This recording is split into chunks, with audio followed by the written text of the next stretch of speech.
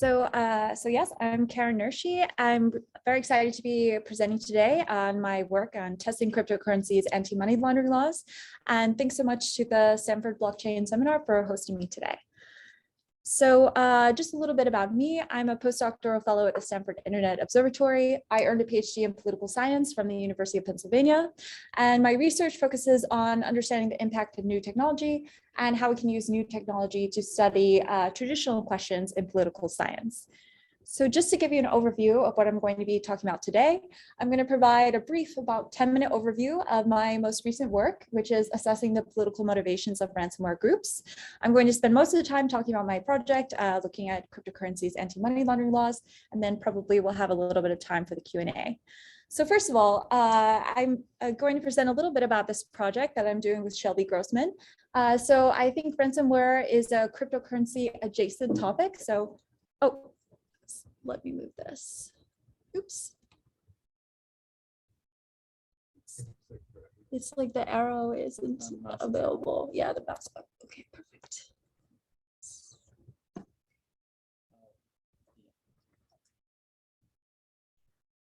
Okay.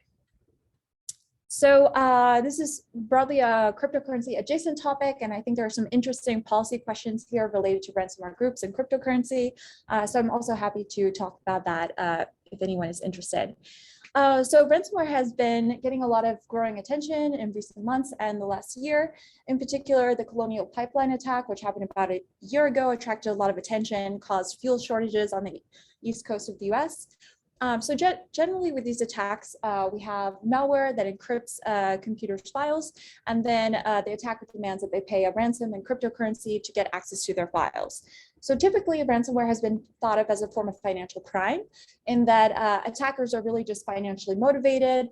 Some have likened this to trying the doorknob of all the doors on a block to see which one is open to go in and steal something. But actually, in recent months, there's been more evidence here that there's some connection between ransomware groups and the Russian government. So a lot of these groups are based out of Russia. Russia typically offers them safe harbor, has generally not prosecuted them for crimes. And in exchange, many of these groups do not target Russian companies. So on the right here, we have a series of keywords that one particular malware checked to see if the user had downloaded before encrypting the files. And if the user had any of these keywords downloaded, then the malware would exit and not infect that computer. So you can see it's not just Russia itself, but also broadly here, the sphere of Russian influence that was not being attacked by these viruses. So the research question is, to what keyboard layout? Yeah, it's the keyboards that the user had installed. So if they have any of these installed, they exit out of it. Yeah. Actually, can I ask questions? Yeah, sure. Go ahead. So this doesn't use a list. It's state sponsored, right? There's laws in Russia. State tolerant. No, there's laws in Russia to attack the Russian and attacking Russian residents. They're like, no, it's not formalized in that way. That's sort of what I'm interested in, is what is this connection actually between ransomware groups and the Russian government? So my answer, which I'll get to, is that there's more of a porous connection here. There's sort of tolerance happening on the part of the Russian government, but no direct, really direct ties here. So this relates to two bodies of literature in political science that I build on.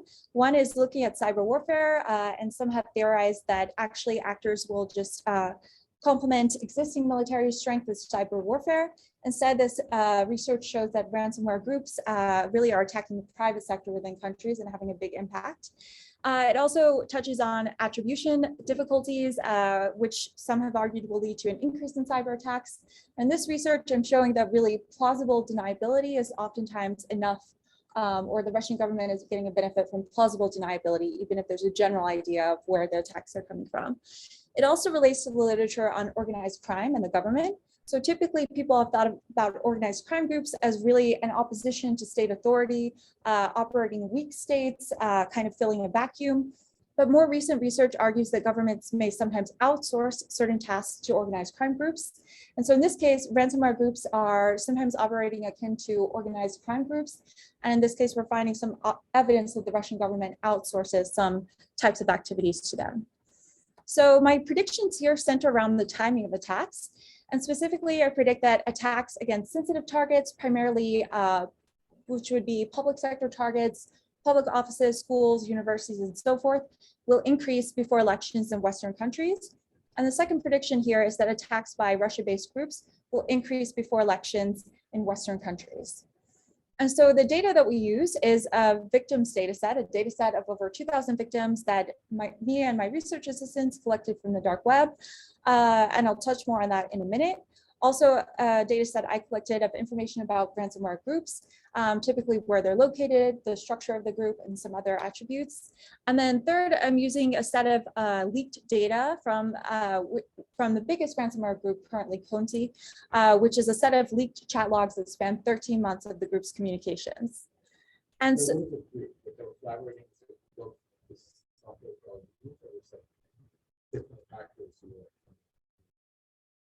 so it's basically people who have developed the malware and then people who work as part of the group. So actually from this Conti leaks data, we find a lot of information about the structure of this particular group. There are 3 HR recruiters who are constantly trying to recruit new members. There are project managers who are leading up different aspects. Yeah, it's centralized in, it's like a group that's structured around a specific malware. Yeah. So this is some of the data that I use to collect information about victims. So here are 2 of the groups, and in particular, a lot of them operate according to double extortion, where they threaten to leak data about a company if the company refuses to pay the group. So here you can see there's information about various companies they claim to have attacked. They're threatening to leak their data. And so we were able to go to these sites and collect information about the victims of these attacks. Yes. So why is it double extortion? So double extortion because the first level of extortion is encrypting the files and demanding a payment to get those files back, and then double extortion because of the threat of leaking data. Right. Okay, so here's some of the data that we collected, which is showing the number of victims by group. Here, Conti had the biggest number of victims, and also for each of the victims, we classified in which country it was and which sector it was. So you can see that many of the victims of these attacks are located in the US, but also some other Western countries as well, including Canada, France, and so forth. NA means we couldn't figure out, either we couldn't find the company that claims to have been attacked, or we just couldn't figure out where it was located. So going back to the question, do attacks increase before elections?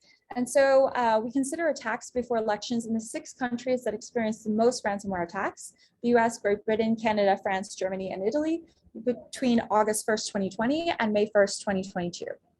And in particular, there are 5 national level elections that happened during that time period. And these are the elections for the specific countries.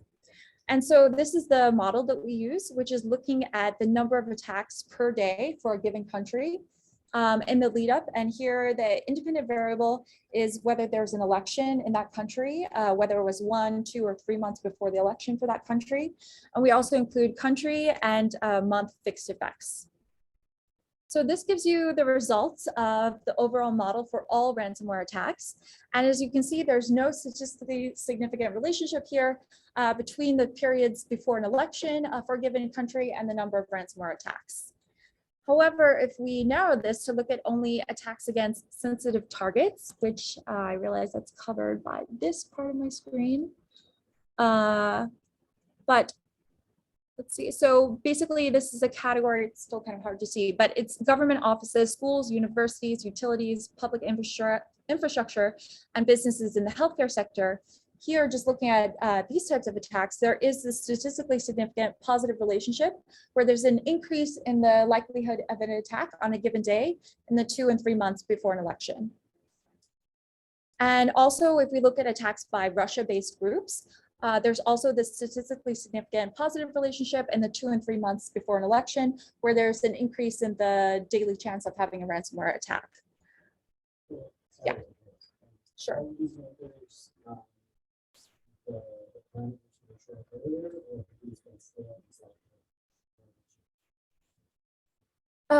These are just the results of an OLS regression. Yeah, and the outcome here is the number of attacks per day.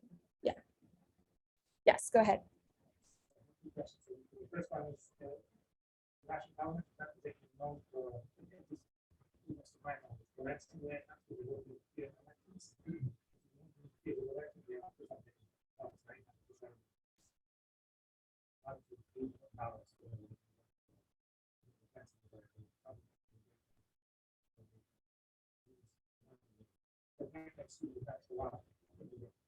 So you're right. I'm not looking at cyber attacks more broadly, but I think I'll get to that question in a couple of slides when I'm kind of talking about the conclusions. Yes. I think it's fine.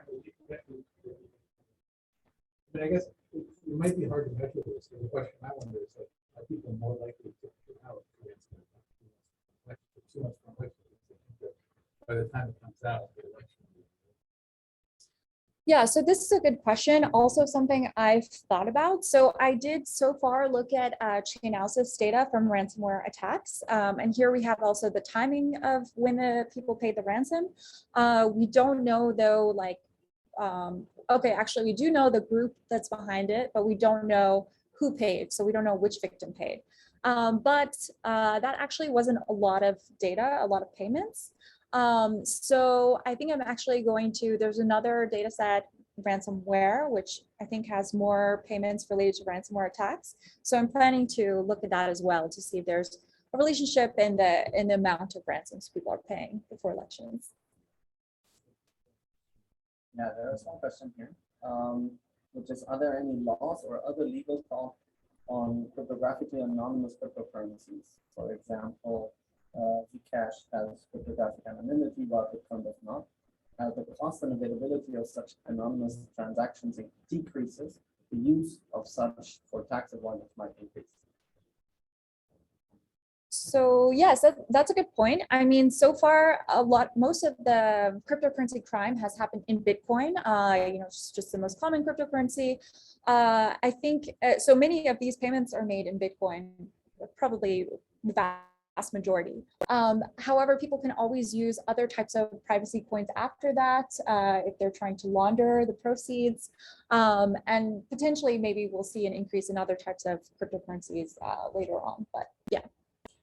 Okay, so just to summarize these results, there's an increase in attacks against sensitive targets and attacks by Russia-based groups in the months before an election in the 6 democratic countries. But there's also no overall increase in ransomware attacks before these elections. So back to theorizing what's this actual relationship between the groups and the government. We argue that groups operate independently, but sometimes perform favors for the government. So in particular, we're doing a case study of these Conti chat leaks, which involves a lot of information about what this group is doing and how it's operating. So again, the government is mostly giving the groups free rein, it's tolerating them. And the Conti chat logs revealed that in this case, the FSB, part of the Russian government, asked the group to hack Bellingcat, which is this journalistic organization based in the Netherlands. They wanted to find out what this group had about an investigation they were doing into a Russian opposition leader, Navalny. So they did this favor for the Russian government. So we think that there's some kind of loose cooperation happening, though it's not like a direct top-down structure by any means. So concluding on this, it suggests that the timing is related to political motivation.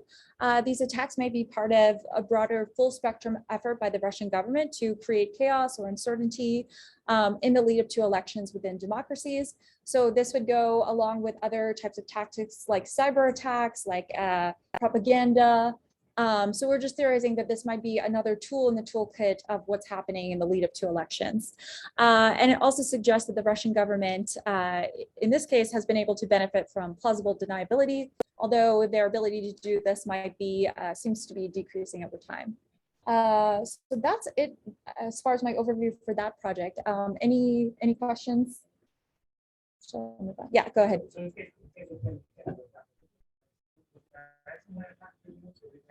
No. It was a hack. So it was a cyber intrusion to get information. But it's carried out by a ransomware group. Yeah.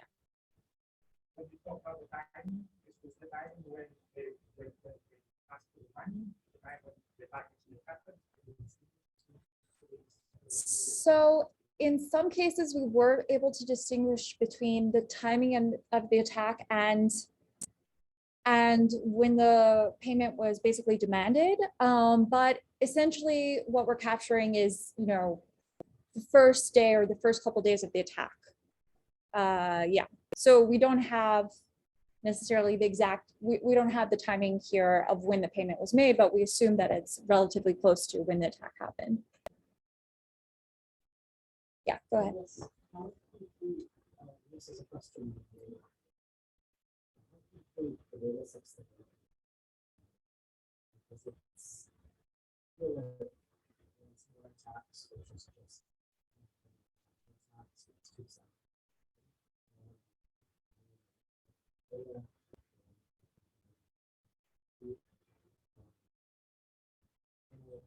There's no customer base.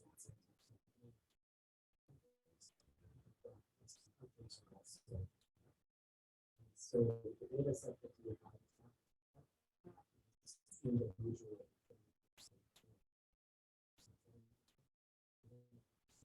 Yeah, so basically the data that we have is a pretty comprehensive data set that we've collected of the victims of ransomware groups that are listed on these leak sites. So basically, it should be groups that are doing double extortion, that are threatening companies. We have this information of the companies that they've identified. So, it's not, it would be great if it were all ransomware attacks, but it's not. So yeah, and typically this is group specific. So some groups will do double extortion and some won't.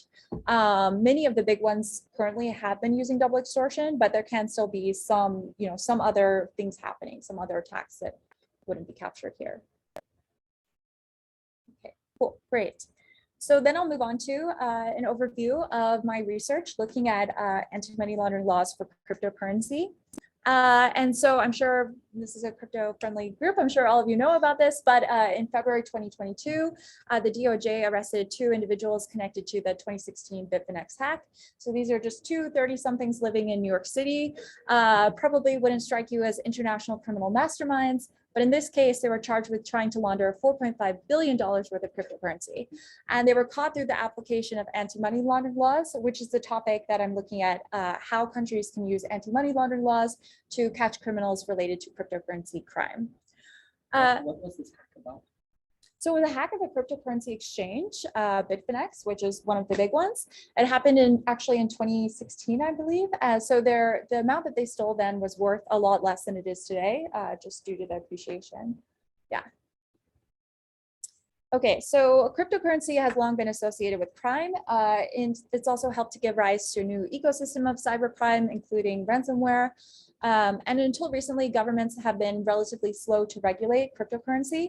And this changed in 2019 when a group of 36 countries agreed to implement common anti-money laundering standards for cryptocurrency.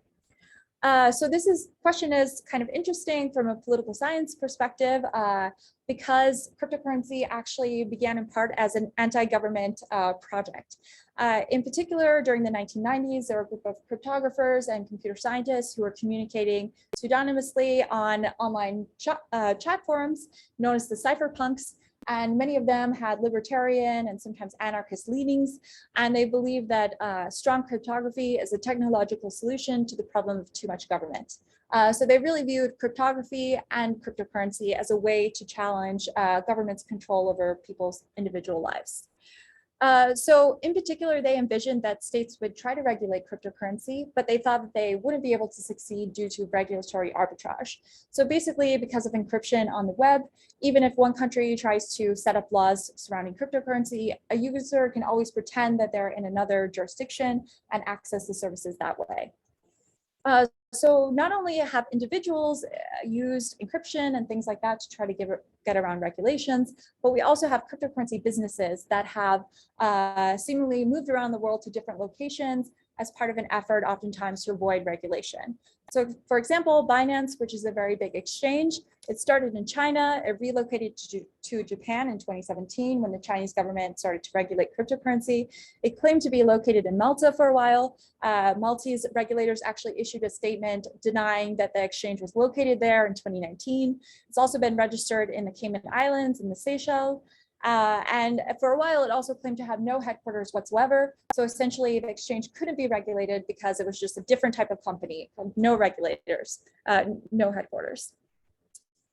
So actually what happened in 2019 is that the Financial Action Task Force, which is an international task force that sets common anti-money laundering standards, issued new guidance for cryptocurrency. And so the FATF member countries, which include many of the major countries, such as the United States, EU countries, Japan, and so forth, and also OECD countries, there's a lot of overlap there, agreed to implement these standards within 1 year. And the standards affect cryptocurrency exchanges, which are these businesses that allow users to convert cryptocurrency to fiat or government issued currency. So essentially, these laws are targeted at the exit point for people who have committed cryptocurrency crimes. So they've somehow obtained illegal cryptocurrency, and then they need to launder the funds and eventually convert them to fiat currency in order to use them in the broader economy. So the research question, to what degree have these international efforts to regulate cryptocurrency businesses succeeded? So my predictions here, and first a little bit about the standards. They require exchanges to enforce customer due diligence for transactions of $1,000 or 1,000 euros, depending on the jurisdiction, or greater. So customer due diligence is really this protocol that involves collecting information about the user's legal name, their address, their occupation, and a copy of a photo ID. And then the exchange is supposed to hold on to these records and have them on hand in case investigators at some point ask them for this information. The second part of the standards is that exchanges are supposed to perform risk-based measures to screen for and address suspicious trends within their business. So look for unusual activity, look for potential money laundering issues, and then address that preemptively through additional screening and things like that. So my overall hypothesis about how this will work is that countries will enforce customer due diligence at the threshold, but vary in how well they enforce these risk-based measures. And this is primarily because maintaining these compliance systems is costly, and it's oftentimes harder for regulators to assess the risk-based measures. They're a bit squishier, they require more discretion on the part of exchanges and regulators to see how well they're performing in this area. So I also hypothesize that a country's regulatory environment will influence how strictly exchanges enforce these risk-based measures. So a few predictions here based on that. Basically, that exchanges will show suspicious activity, which again is covered, but basically it's just behavior consistent with efforts to avoid due diligence screening. And so this is actually, in this case, a number of people in the cryptocurrency sector argue that anti-money laundering regulation would just drive cryptocurrency launderers to dark web forums, to do peer-to-peer exchanges. However, this seems unlikely because that requires a lot more effort and it's less secure. And instead, I predict that launderers will just adjust their behavior and continue to use regulated exchanges. I also predict that at least some OECD countries will show suspicious activity. So a lot of researchers and other people in the anti-money laundering community have hypothesized or taken the stance that OECD countries are better enforcers than developing countries and tax havens. And third, I predict that there'll be varying levels of suspicious activity across countries. So basically, I expect to see some kind of enforcement gap happening across countries. Even though they all have similar laws in place, they're all supposed to be enforcing them, they're going to vary in some of these risk-based measures. So empirically, I collected data from, and so first of all, many of these studies have used third-party site data on cryptocurrency transactions. But one concern here is that exchanges may be releasing fake data to increase their perceived trade volume. So to make it seem like they have more liquidity, to move them up higher on CoinMarketCap. So instead, I collected transactions from over 60 of the highest volume exchanges that offered crypto to fiat transactions. So basically all the exchanges that were offering these trades between June 20th, 2020 and September 2nd, 2020. And I used Amazon Web Services and remote servers to collect this data periodically, like several times every minute, and push the data to databases. And so due to the limited transaction volume in many of the exchanges, the final sample is smaller. It includes about 25 exchanges. And I use bunching estimation, which is an econometric strategy that is oftentimes used to measure avoidance or evasion. It's oftentimes been used in the tax research area. And it looks at a change in incentives at a threshold to measure how people strategically sort below that threshold. And so this gives you a visual representation of what the strategy seeks to do. So you can think that there's some distribution of a running variable here, which is the total fiat amount of the trades. And then what we're interested in is how people respond to a specific threshold here, which is represented by Z star. I don't know if there's any. Which is represented by Z star. And since there's an incentive, we expect some people to sort below this threshold to adjust their transactions below it, leading to bunching here happening below the threshold. And as a result, the trades that would have fallen in that area beyond Z star are shifted downwards. So the actual empirical density is lower than what would be expected if there were no kink, which again is Z star. It's some incentive that people are responding to. And so typically you calculate this counterfactual distribution and you exclude a range where you expect the bunching to be happening. So to give you an idea of what this model looks like this, where C denotes the number of transactions in a bin, J, so you have bins of data. Z is this running variable, which is the total fiat amount of the trades. P is the order of the polynomial, so you're fitting a counterfactual distribution to your data. So P is the order of this polynomial. And then ZL and ZU are the lower and upper bound of the excluded region where you think that bunching is happening.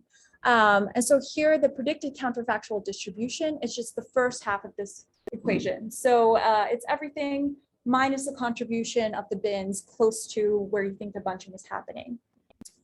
And so the excess number of transactions relative to the counterfactual is given by the predicted number of transactions, or sorry, the actual number of transactions minus the predicted number of transactions close to where you think the bunching is happening. And then you normalize this by the excess mass relative to the counterfactual distribution for the rest of the distribution. And then this estimate is slightly biased, so we perform something called the integration constrained correction to basically account for the fact that the distribution beyond Z star is shifted slightly downward. So you need to be sure that the counterfactual distribution is equal to that actual distribution. Okay, so also I calculate standard errors using parametric bootstrapping of 10,000 samples from the vector of errors. And then I calculate excess mass for each of these samples and then derive standard errors based on the standard deviation of these coefficients. So just to give you an idea of what some of this looks like. So this is one particular exchange, which is Binance US, located in the US. And as you can see, this curvy line here is a third degree polynomial that is trying to fit the data. And as you can see, there's not really any kind of significant bunching happening just below the threshold. And this is borne out in the estimate, which is 0.043.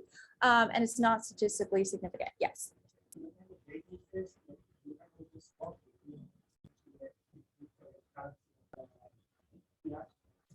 Yes, exactly. So I went to all the exchanges sites that are offering these trades, and then I collect the data of, like, let's say Bitcoin to dollars, Bitcoin to euros, whatever transaction pairs are. So the EU countries, they enforce the threshold at €1,000, and basically all the other countries are enforcing it at $1,000. Yeah. Sorry.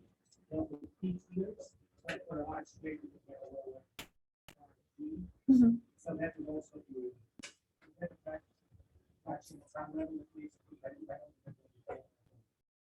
So it could affect it if it's also, like, say at $1,000, that would be a concern, or €1,000.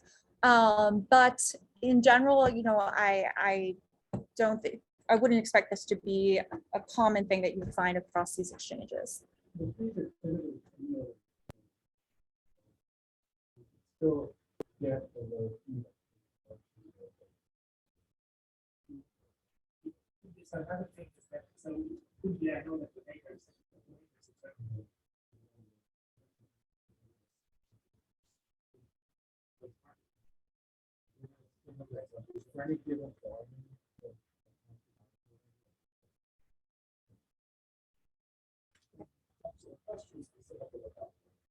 Okay.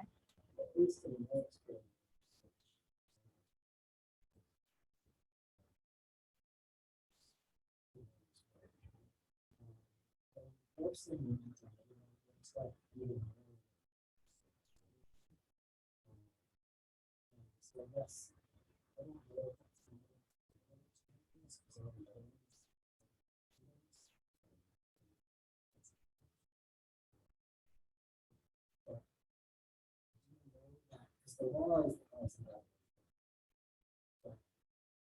Or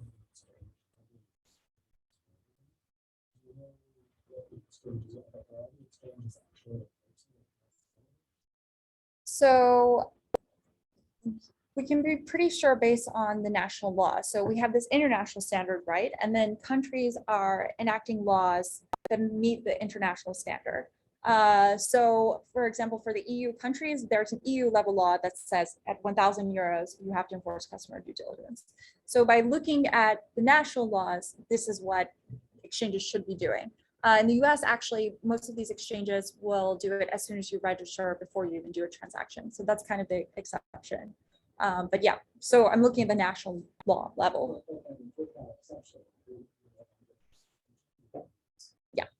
Yeah, so this is an example of one where we're not really seeing bunching. On the other hand, here we have one where we do see a lot of bunching, which is an exchange that's based out of Estonia. And as you can see, there's a lot of excess mass happening in this area right below the threshold. This is borne out in the estimate, which is 58.8. So essentially it's saying there's 59 times greater mass in this region below the threshold than would be predicted based on the rest of the distribution.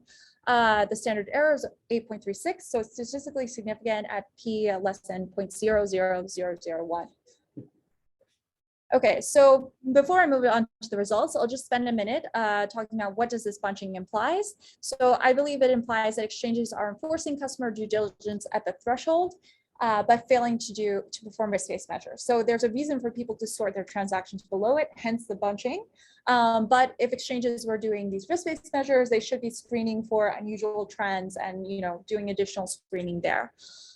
So on the other hand, the absence of bunching could mean that they're not enforcing due diligence at all. However, I argue that this is unlikely because usually it can be fairly easily verified by regulators by checking their records to make sure that they're doing this.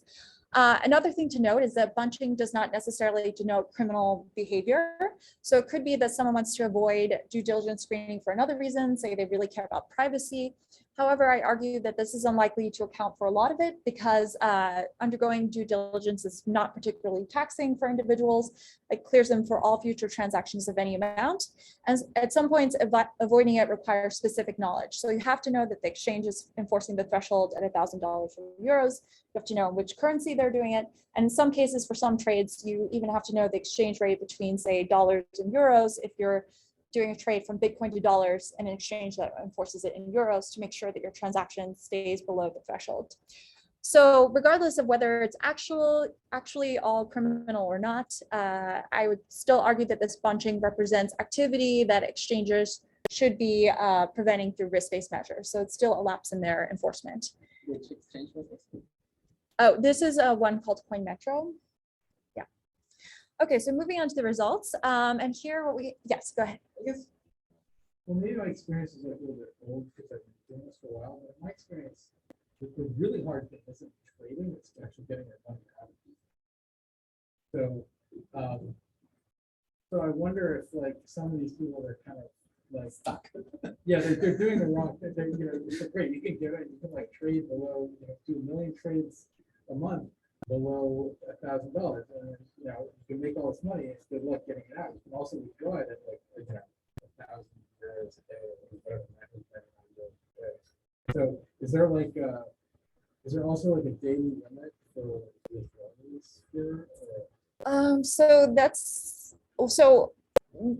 So it's possible that exchanges have set specific withdrawal limits, but it's not something at the like national level that we should expect. But it's pretty hard to work. And the only one that doesn't do it is Gemini, and they kick me out anyway. So it's only more than buy. Like, we don't want to. Yeah. Isn't this something it's in the US? No, this is the exchange. My bank is fine. For my particular, I'm not saying in general. In general, yeah. There's a problem. This is Okay, So anyway, what we have here are bunching estimates for regulated exchanges for trades from Bitcoin to dollars, Bitcoin to euros, and then Ethereum to dollars, Ethereum to euros, and then the same thing on the other side for unregulated exchanges. And then down here, we have the number of exchanges and the number of trading pairs involved in each of these estimates. So as you can see, there's bunching happening in these regulated exchanges, about 5 times greater excess mass below the threshold than you would expect for Bitcoin to dollar trades. And then lower levels, but there's no statistically significant excess mass here for the unregulated exchanges and the trading pairs that they're offered.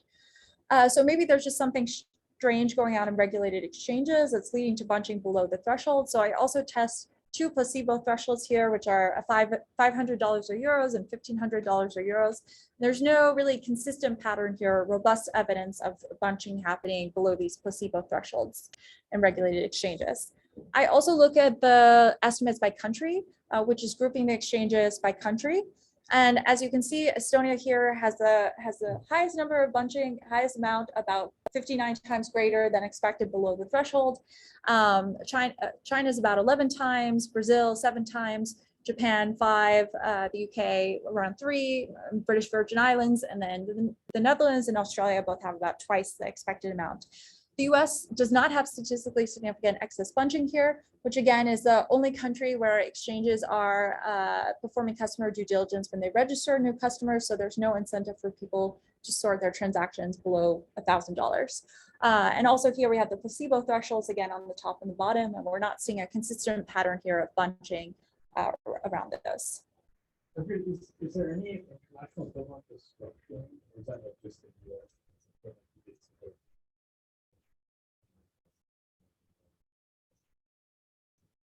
So you mean like what are the criminal penalties if someone is caught? The idea that like there's the idea that there's like in the US there's criminal penalties for doing a large volume of transactions that aren't not cheating.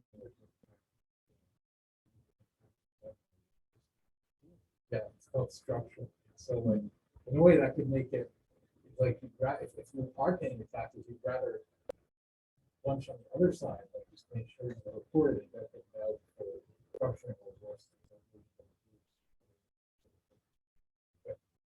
Yeah. Are there other countries that have so it's part of the problem? So like there's basically no penalty for doing these 9,000 or 900 transactions. Yeah, so I'm not certain about structuring. That's definitely something that I'll look into.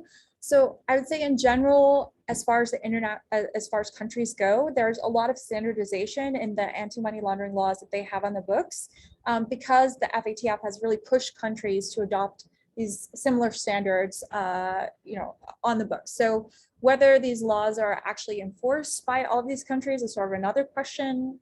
Part of what I'm kind of interested in this project. But yeah, I'll look into structuring. That's a really interesting point. So I also look at tests for bunching in Ethereum trades by country. And here we see some statistically significant bunching in the British Virgin Islands, the UK, and Brazil. But we don't see it for a few other countries, Japan, the Netherlands, and the US.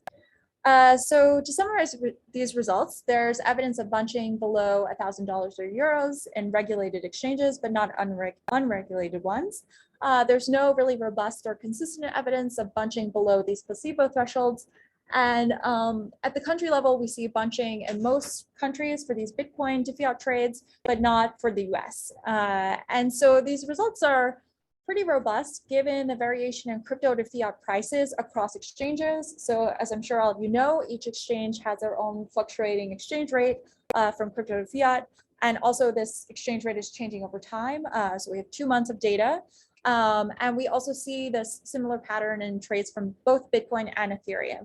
So it's offering some hopefully convincing evidence that this bunching is really being driven by what's happening on the fiat side of things. And I would argue specifically this due diligence threshold. So there are a few other pieces of evidence here. So several exchanges with high bunching were later shut down or flagged as scams. In particular, some of the scams that I've seen people talking about online is that the exchange actually claims to be enforcing anti-money laundering measures, and as a result won't really let people withdraw their funds, or comes back and continues asking for more information. So there's also what I believe to be fake data found in transactions from a few of these exchanges. So one in the UK and 3 Estonia-based exchanges.